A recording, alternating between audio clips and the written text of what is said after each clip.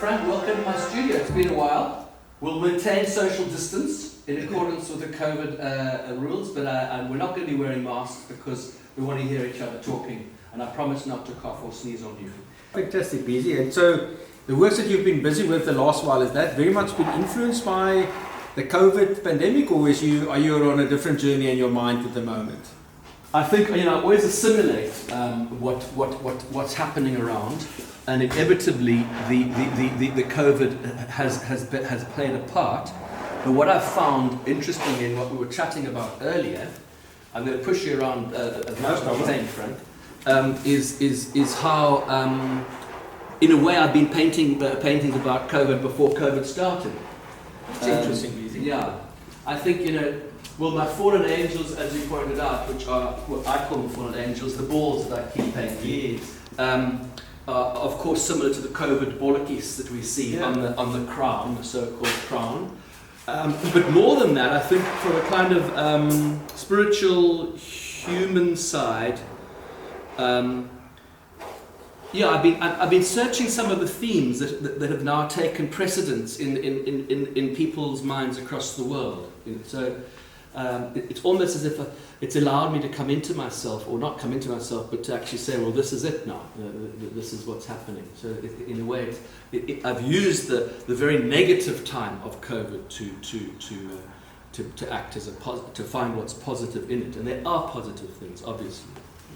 Well, I think artists all over the years, of the ages have done that. Yes. And many of the darkest times, I think the Middle Ages, it's artists that gave light and hope and change that time. So it's wonderful that you are doing that today. But it's interesting for me that if I look at the very sort of organic, involved nature of this painting almost, everything is flowing into each other, and it reminds me very much of the times that we're in.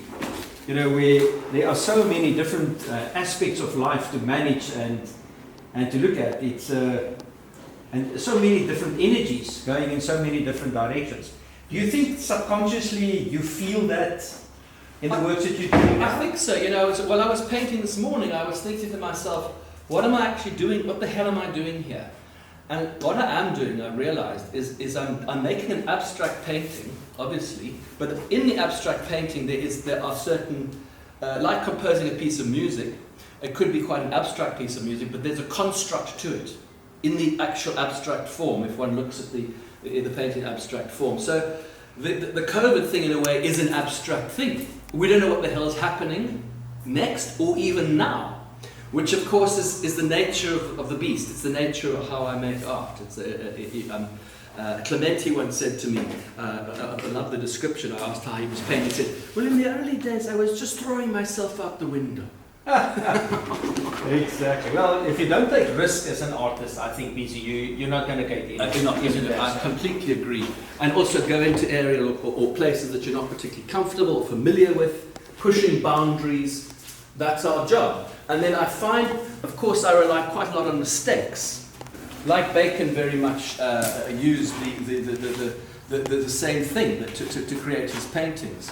The more mistakes he made, not the greater, but he relied completely on making those mistakes. And then he'd suddenly think, my God, look at that mark there. There's something that's seriously starting to happen there.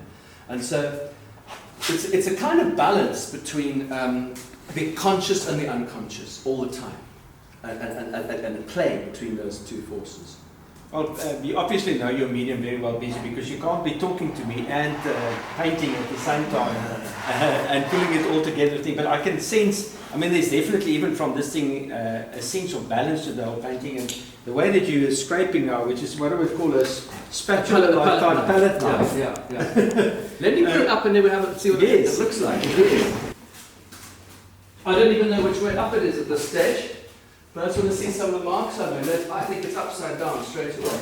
It's funny that, you just get a feeling. But it's nice to be able to film this, because this is how my paintings all start, and that's another one which I did recently. So, yeah, this is definitely the painting. I know that's the way up.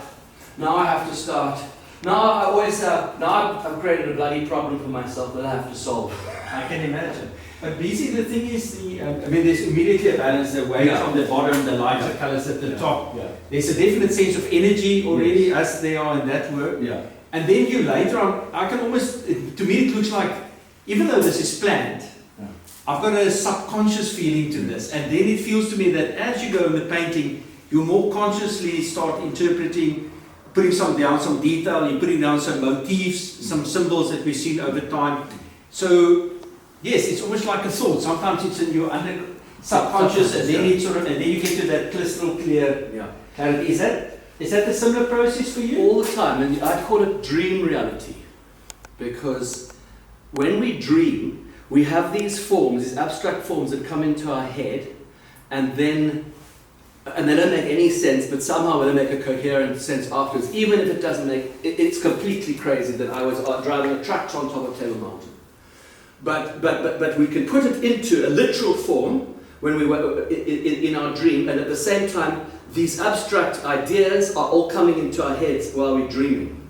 So in a way, you're capturing the dreaming process, accessing your subconscious. So having made these marks, or those marks, there were quite similar marks here. Also, there's a painting that's quite magical. Then I start to bring the story in, because you can't be an illustrator as a painter. You have to be a painter, but at the same time, there can be a story that emerges out of it. And so this here is the Birdman. And he walks and he sings birds. They come out of his mouth as he sings. Fantastic.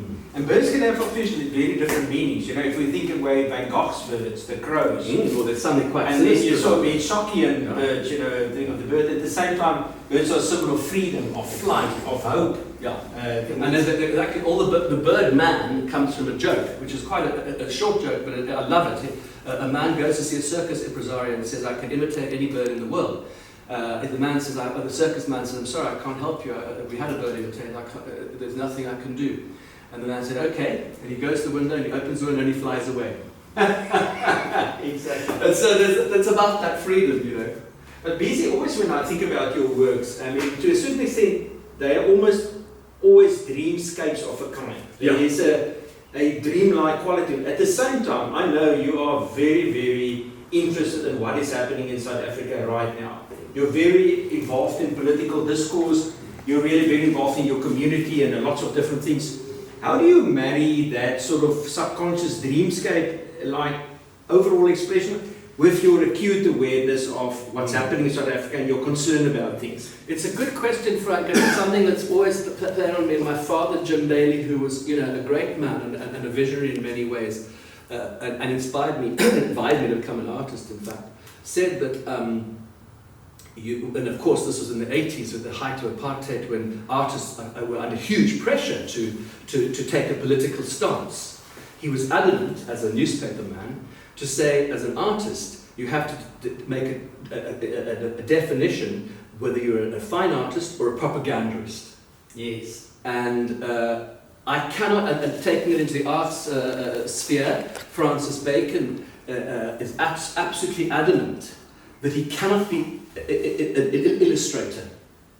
It's the ultimate insult to a real painter to tell them they're an illustrator. I cannot accept commissions for that very reason. I can't have you coming to me to say, "Beezy, paint me a birdman of a man who sings," because there's no way I can preconceive this.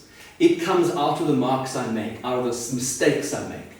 And the process, so it's a process. Obviously you're addressing a theme. Yes. You've addressed the theme of Jesus and the dancing Jesus in many of your works over a period of time. And I guess it's both the symbol of Jesus and this symbolic and religious aspect, but also it's a figure that's been reinterpreted in history many times.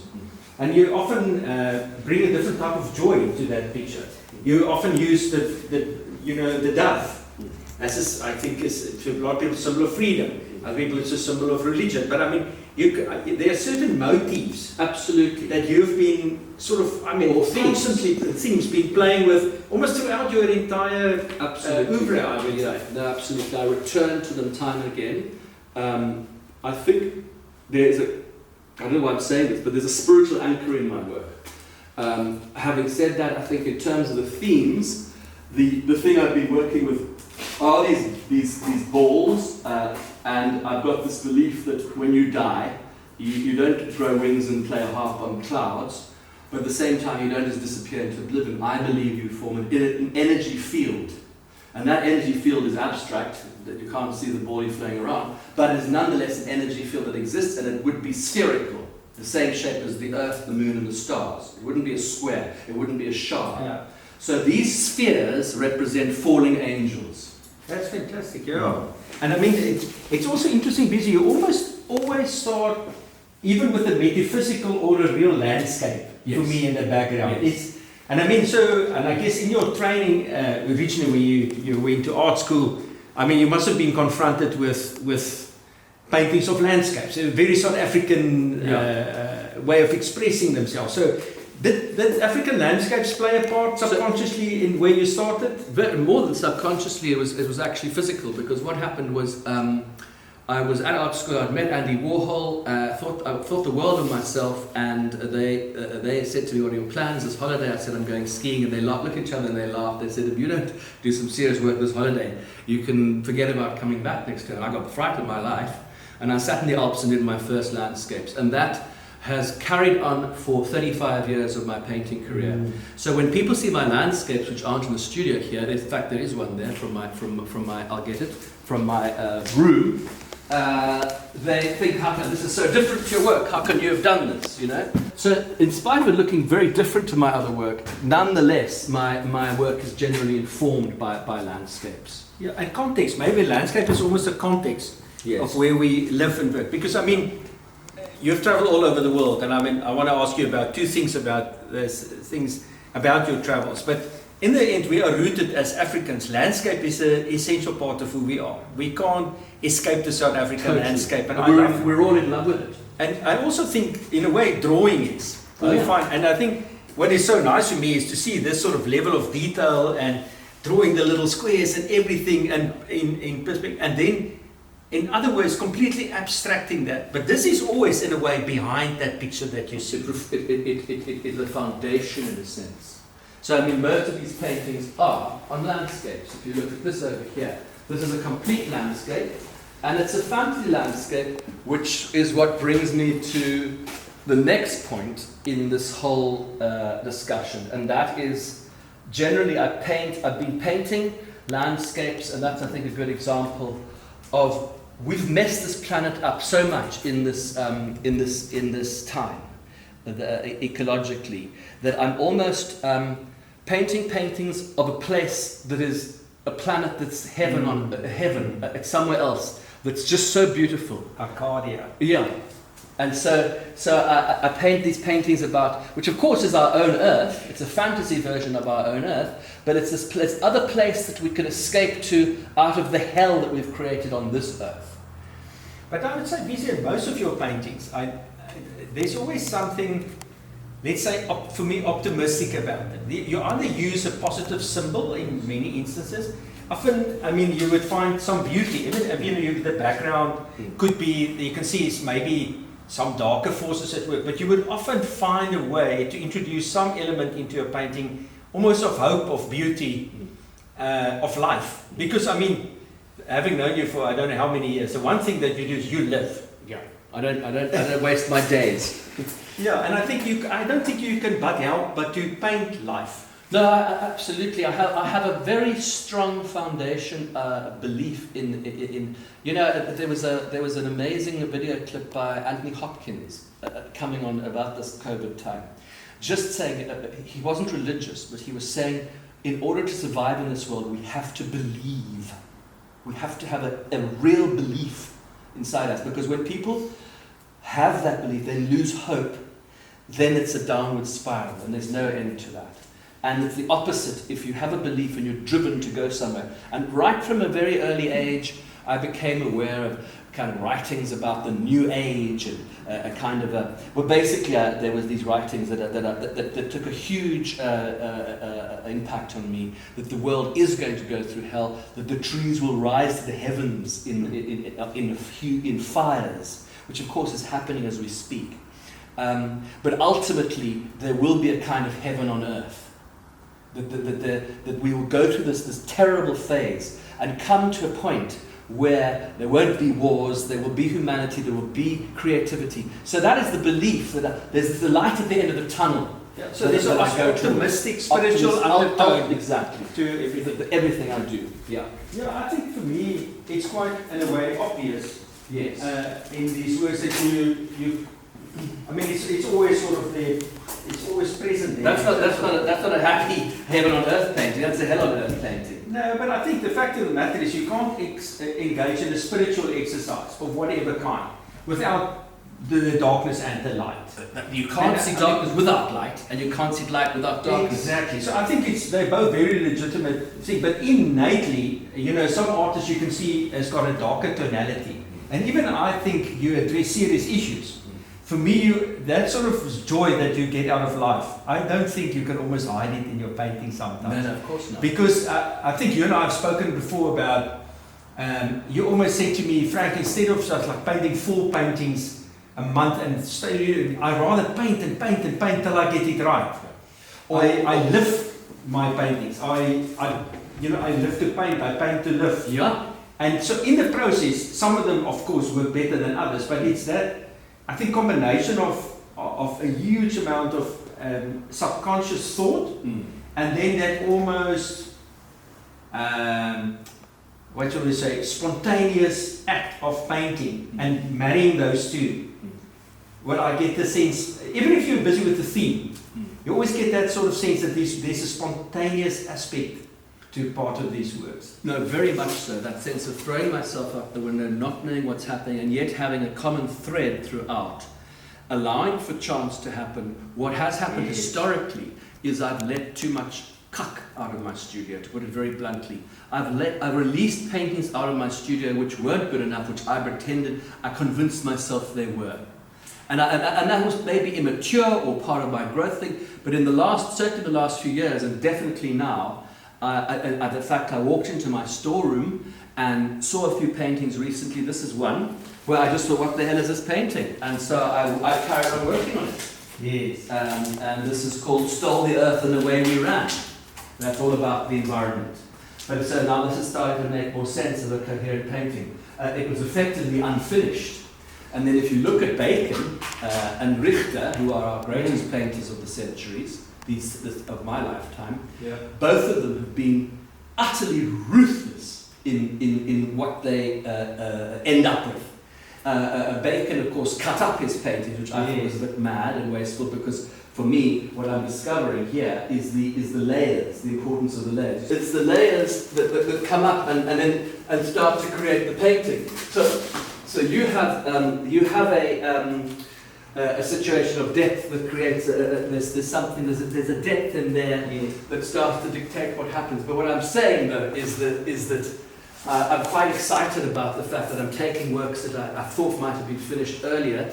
This was a landscape I did in Namibia on site in the actual desert, using actual sand from the desert here. That sand that I was painting, that I picked up and put into the painting.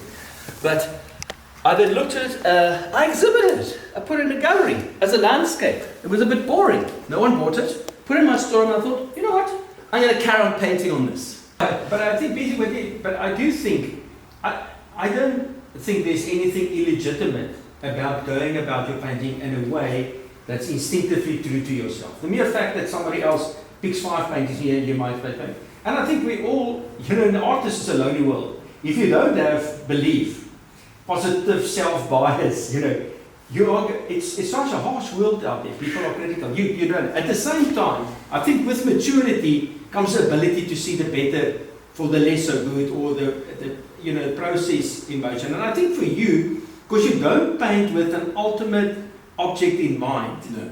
It's a journey. It's an ongoing journey. So sometimes you might think you've finished the journey with that painting, but in fact you haven't. No. And I think that's what you are now. If you look back a couple of years later, you say, gee whiz, I was actually only at crossroad number 2. This is actually a 5 crossroad game. Yeah. So let me go and do that. Yeah. And I just thought of my idea as you said that. My paintings could be described as footsteps on my journey. Yeah. But I'm fortunate to have collected your work for a long time. And I'm unfortunate. But I have some works which I think, if I show them to you today, I would hate if you change one little No, thing. you see, those, you know, but you've got a very good eye, Frank, and you picked up some of the best paintings I've done over my career, because that's what you are as a very astute collector of art. I've always said that collecting art is an art form in itself, because you have a vision, and I've always kind of boasted about your way that you show your collection and how you know about each painting in an in-depth way that I haven't come across in most collectors. Yeah. So that's interesting that you say that, and it is, and it's yeah. But I do think it's very exciting for the viewer, and exciting for people who collect yours to actually go on that journey with you. Yes. You know, and it is sometimes, and it's also nice for me to see the recurring themes, but reinterpreted in a different thing. Like, I mean, I think I've got some of these doves in mind, but not on a landscape, not with this sort of thing. Because you want to see the DNA of the artist in the works over a period of time, but you don't want to see the same thing every time. Even if you look at Gerard Richter, yeah. I remember going to, I'm also a big fan of Gerard Richter, and I went to the Tate, and you did those photorealistic images, then he blurred them so much. That's right. Then he did those seascapes. Then he went back to the hyper-realistic thing of his daughter. Yeah. Then he went to the squishy paintings and completely abstract. But somehow, if you look at it, there is a central DNA through those works. No, there is. I find that fascinating because, of course, in Richter's case, he's got two different things going, which to the outsider wouldn't make sense. He's got his photorealist going, and then complete abstract. But as you say, there's definitely a link between the two. But tell me, Beezy, so, I mean, Strauss have been supporting the Hermanus fine arts for quite a long period of time, because we believe that we get an enormous amount of joy out of what we do. I get an enormous amount of joy out of dealing with artists and collecting art. And I think we get a lot of joy out of showing art to people and educating people about art, and also expanding the boundaries of what people think are collectible. So the Hermanus Art Festival is in the context of it. So I was delighted when you agreed to be the festival artist, and you and I were supposed to have a little opening thing. Can you tell us a little about the works that you've selected, and think of, for the Hermanus thing specifically? Did you have a preconceived idea in mind, or was it for the Hermanus Art Festival, or was it just let me take 12 or 15 paintings that's topical and let's do that? I think that with any exhibition, including the Hermanus show, people always say to me, "Are you painting for an exhibition?" And I say, "No, I'm painting because that's what I do." I love that. This is a good painting. Yeah, beautiful. I like this painting. I constantly work. I constantly do what I do, but I don't ever work for a specific theme or a specific exhibition. So it was really a question with the Hermanus Festival of the curator coming and choosing what they wanted, and we're still in that process of choosing as we speak. Yeah. It's again another COVID thing. I mean, this is a pretty dark painting, isn't it? Dark and light. The bottom is dark. The light. There's some hope in the future. An angel. That skull is beautifully painted. Really. Yeah. I mean, it's interesting with paintings that paint themselves. I always call it. This painting here is very abstract. The clouds, and then I thought, and this is called The Last Oil Tanker. So I mean, a lot of I see. Leaving the signal yield there. Yeah, something. Yeah, there you go. Leaving Cape Town. But this is when the oil price completely crashed. It was a negative, I think. Even they were giving oil away, which I was delighted about because I'm not a big fan of what was done to the planet. But so a lot of the theme of my work is around the Anthropocene, the fact that as an epoch that we've entered now, and how man has impacted on the planet and what it's done to the planet, and how it is ending a certain way of life that we know, whether we like it or not. Maybe it's an opportune time to ask you this question now, Beezy, since we're talking about oil. Oil is I would say, almost the major symbol of capitalism. I mean, you grew up in the Bailey family, which was a landlord, which is a very privileged South African, incredible achievement in his lifetime. I mean, it must be pretty difficult, I guess, with that sort of background to become an artist. And also, maybe people would say easy, but I would guess it's not easy at all.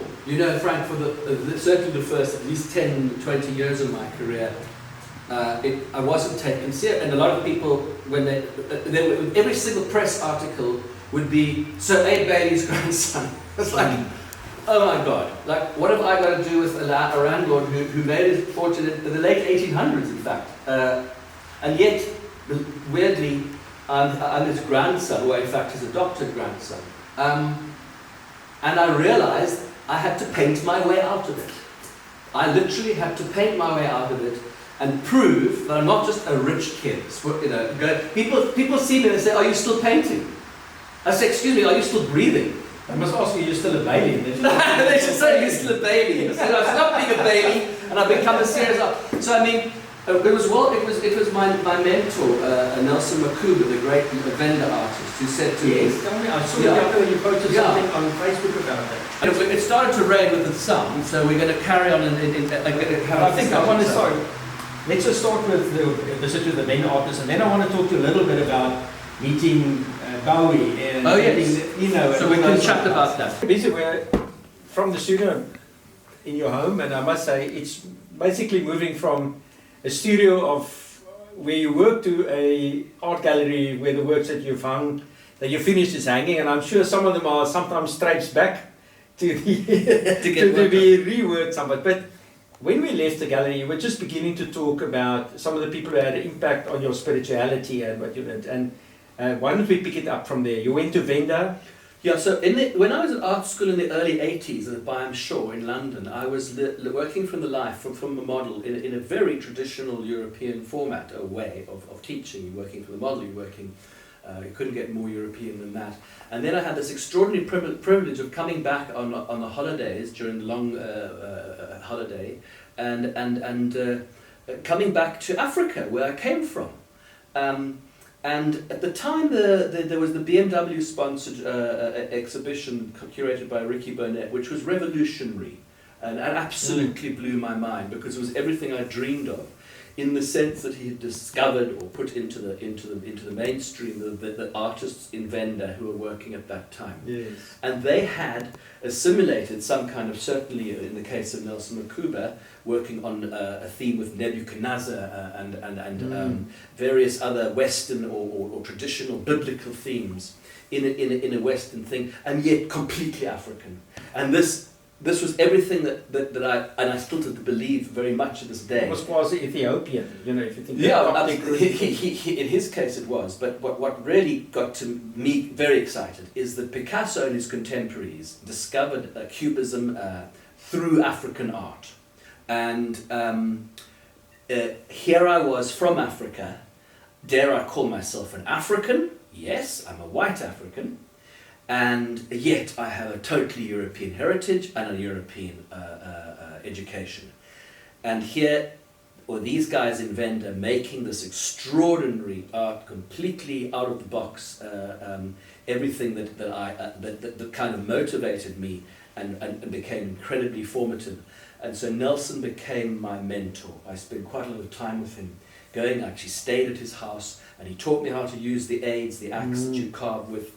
And said to me on the subject that you asked earlier about being the grandson of a landlord, that no matter whether the son of a rich man or the son of a poor man, as artists, we have our cross to bear. Yeah. And I've always remembered that. And so I really think it's important, no matter where you're born or how you're born, if you have a certain talent or a certain ability to do something creative, you get on with it. And of course, historically, there's some artists who come from extremely wealthy families, from Monet to Toulouse-Lautrec to what's her name, the great photographer who made the family made Arbus, Diane Arbus, Arbus locks. William Burroughs computers. So I'm not the first artist, creative person to come from a wealthy family. In fact, it's been a huge privilege to be able to go to art school and have that opportunity, not only myself but other artists in this position, to enable them to make art. My father used to say that the history of art is the history of patronage. Well, it is so. The Medicis, if it weren't for patrons of the art, artists would have had an incredibly difficult life. That's in regards to music and everything. And while we're talking about music and the people who had influence in your life, maybe that's a natural hopping point to talk about a number of musicians that you've actually collaborated with and engaged with. David Bowie, for example, Brian Eno. Brian Eno, Dave Matthews. I mean, Dave Matthews wouldn't recognise it, but this is actually Dave Matthews t-shirt somewhere at the back of it somewhere. I mean, he's made it. All of them have been. I mean, David Bowie is not with us anymore, but I mean, they've all made it big time. All Daves, I think. It's quite interesting. No, not Brian. Brian, yeah. But anyway, Brian so Dave. how did you come along? And what role does music play in your life, Beezy? It's a huge role. If I wasn't a painter, I'd be a musician of some sort. My sister's a world-class cellist. My mother's a very good pianist. So music flows through my blood. I am very musical. I dance and I sing and it's an integral part of my work. I play music all the time when I'm painting. You might come into my studio one day to see me dancing crazily around the place because I literally dance in my studio while I saw you dancing at your 50th, Beezy. Yeah, okay. But it's a huge part of my work, and in fact, I did a performance in China. Yes. To in a big suit. No, not this. Right. That was the one. But then the other performance I did to Weird Fishes by Radiohead. I did a Zen painting performance. Stark naked, painted gold. I don't know why I set myself up like that. I look more like a Buddha than anything else. That would have been fit. That wouldn't have looked out of place. Anyway, then I did these Zen paintings in time to the music. So I made the marks literally rhythmically in time to music, integrated to that extent. And from a young age, I wanted to be a rock star. And when I met Bowie, before I met him, I said, there's one person in the whole world I want to meet, it's David Bowie. The man rocks up at my front door to interview me for Modern Painters. We walked into this room right here, looked at paintings, and really there was a great chemistry between us. And then I suggested that for the interview that we paint together because he expressed the fact that he paints. And instead of just chatting, and so the next thing we were painting together in the studio here, and then he invited me to New York, and we did 50 paintings in a period of 2 weeks together, literally working on the same paintings, while he was acting as Warhol in the Basquiat movie. Oh, really? Yeah, and making one of his greatest albums, Outside. And he used to call me Space Boy. And then in his album, one of the songs is he talks about Space Boy. So I like to think, I bet you so vain, the song's about you. But I mean, definitely he was drawing energy from what we were doing, putting it into his music, and I mean, it was all part of a demonic creative energy that this man had, age 48 at the time. And so that seems young to me now, but yeah, it was young to me then. But us oak toppies. There was the music was there, and it is there, and then he told me that he actually wanted, and in case of certainly the case of Dave Matthews as well, he also wanted to become.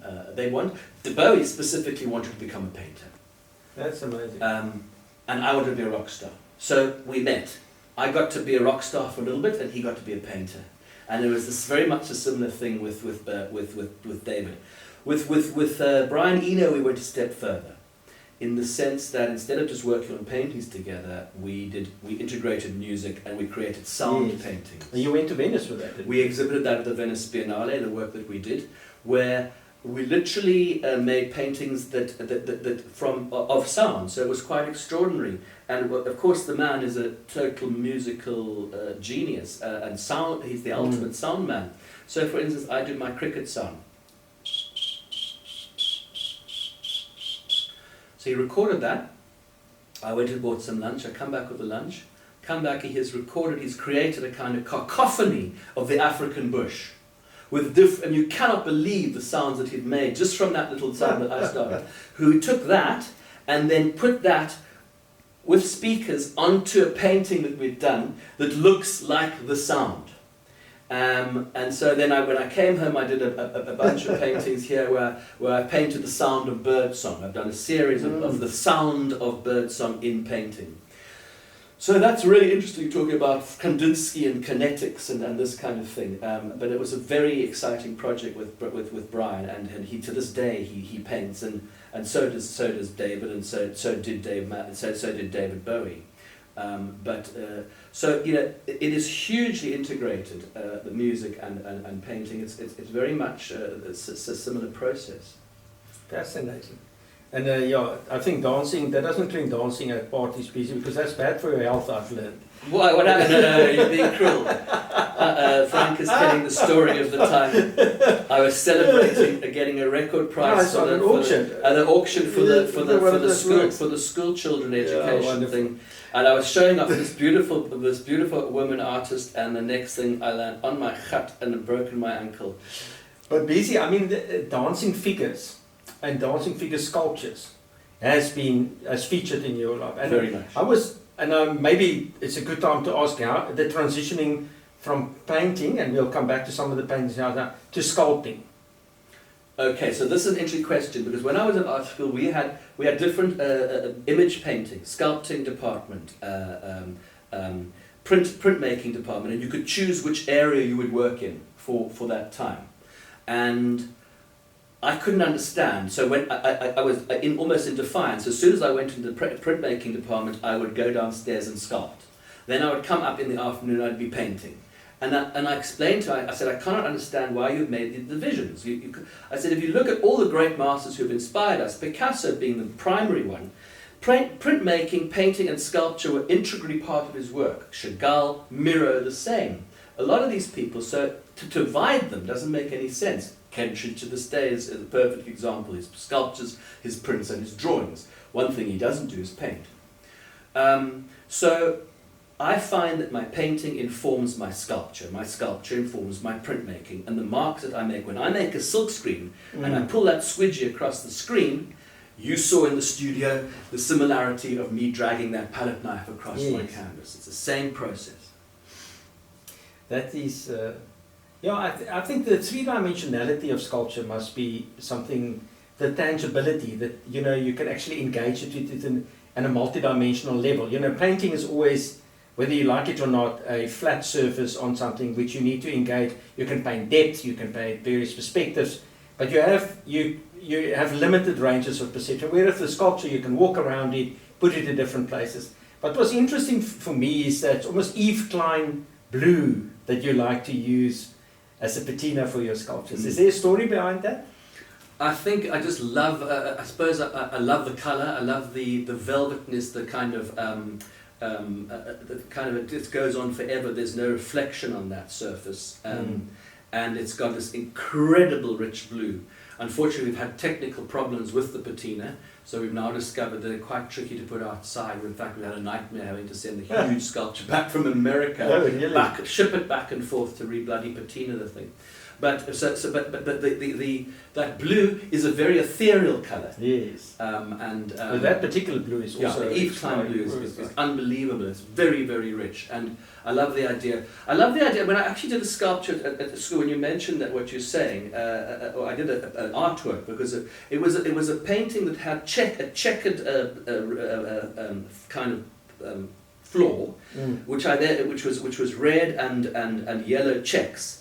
And I did it kind of disappearing into the painting, and then I literally stapled onto the bottom of the painting plastic and continued those checks coming out of the painting onto the floor, and then had sculptures in the foreground which were painted in the painting. So you could actually bring the three dimensions into the two dimensions and break those boundaries. Amazing.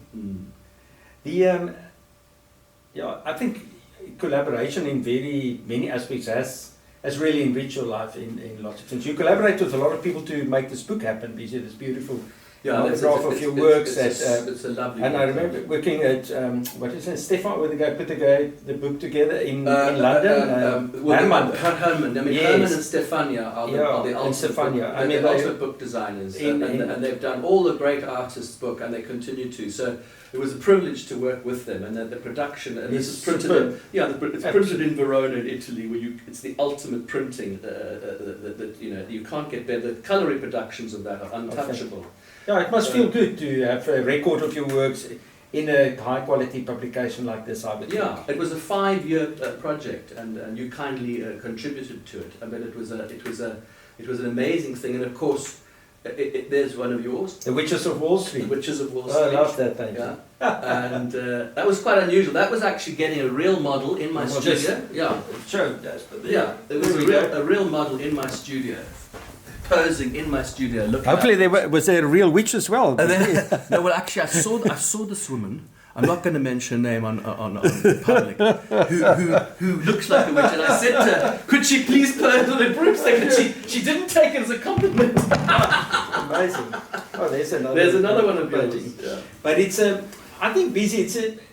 If you now look back and at everything, and we'll talk about the paintings that you've got just right behind you.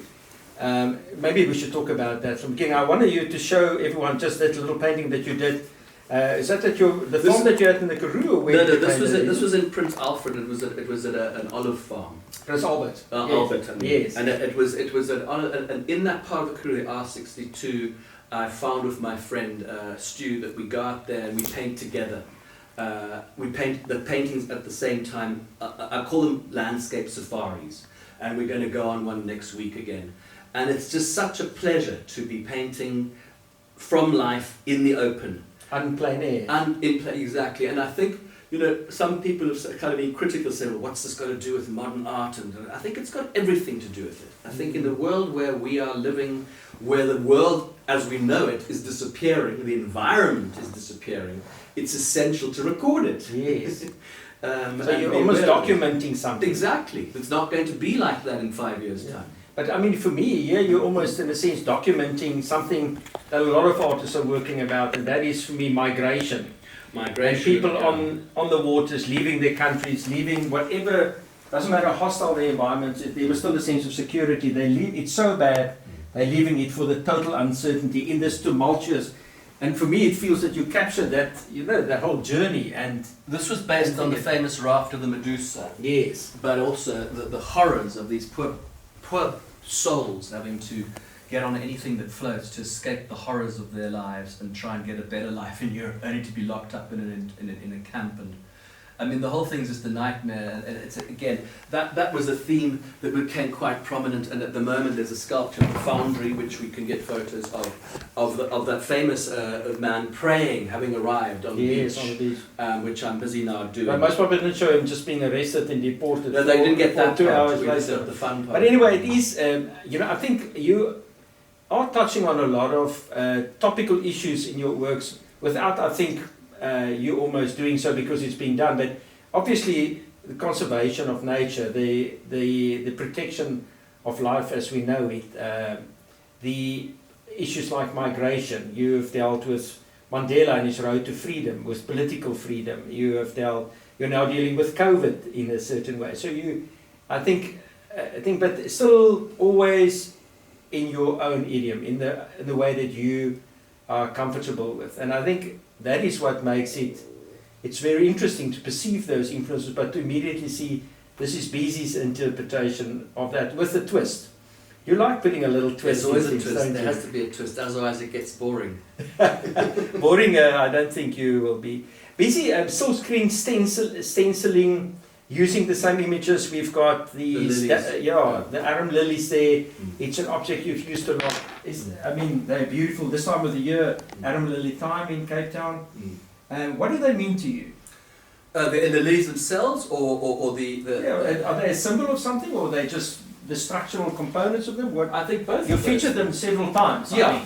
So what I did with quite a lot of the silk screens that I use, I took the screens and I repeated them repeated the print. I think that whole process actually started when I did the Mandela series a few years ago, where inspired by Warhol, you have a repeat image. Yes. And so, based on the landscape painting that I've been doing all along, I decided I would then take the repeat image of the lilies and create it as if it was a normal landscape. The particular one doesn't particularly look like a repeat, but it actually is.